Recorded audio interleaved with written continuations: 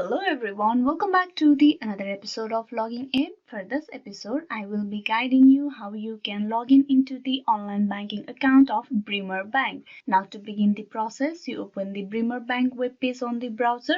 So open any browser and on the search bar you type in bremerbank.com and press enter. This will direct you to the official page of the Bremer Bank. Now here, once you're at the web page, you need to click on the login option on the top right corner. Now to log in, first of all, you need to choose the type of account from here. That is either a personal, business or wealth management. You choose your banking account and then you choose the online banking option. Then click on login. Here you need to type in the user ID and then click on continue, and then you need to type in the password for your account and click on continue. This way you will get logged in into the online banking account. But if you forgot your user ID, you can click on the forgot your user ID and this will redirect you to the page for recovering your user ID. Here you provide all the required information that you have been asked of and click on continue for the further process. This is how you can easily log in and